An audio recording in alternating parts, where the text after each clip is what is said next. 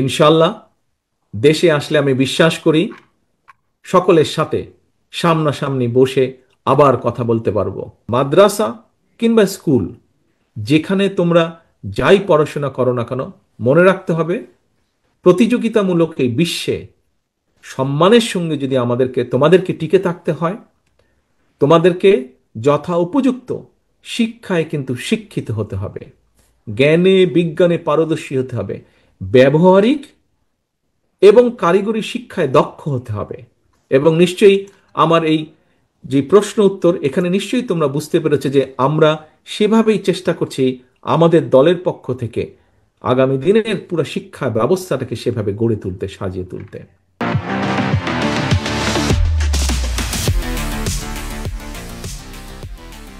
আধুনিক জ্ঞান বিজ্ঞান আর উদ্ভাবনী প্রযুক্তির এই সময়ে নিজেকে অন্যের চেয়ে দক্ষ করে তোলার যে একগ্রতা, একনিষ্ঠতা, এর কোনো কিন্তু বিকল্প নেই। সেজন্যই মনে রাখতে হবে মেধা সহজতে হলেও কিন্তু মেধার বিকাশের জন্য প্রয়োজন সঠিক পরিচর্যা এবং প্রচণ্ড পরিশ্রম আর ইচ্ছা শক্তি।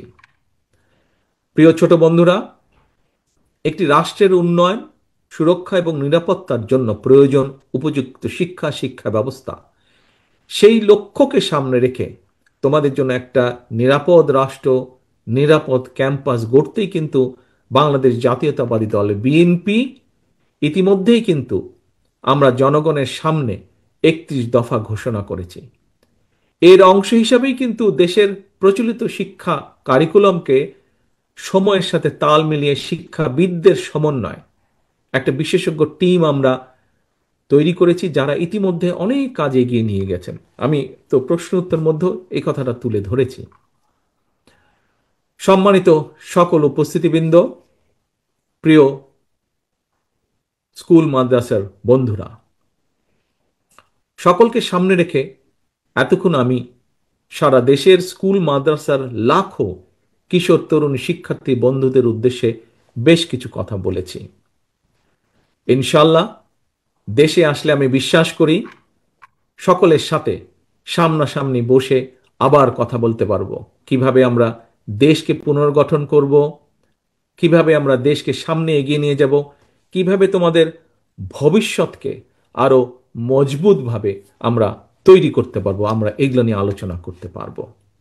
সবশেষে এমন একটা সুন্দর আয়োজনের জন্য আমি শামসুল আলম ফাউন্ডেশন সহ সকল আয়োজক বৃন্দদেরকে আন্তরিকভাবে ধন্যবাদ জানাই। আমাদের যেসব মেধাবী সন্তানেরা এখানে উপস্থিত, তাদের গর্বিত পিতামাতা এবং পরিবার পরিজনদের প্রতিও জানাই শ্রদ্ধা।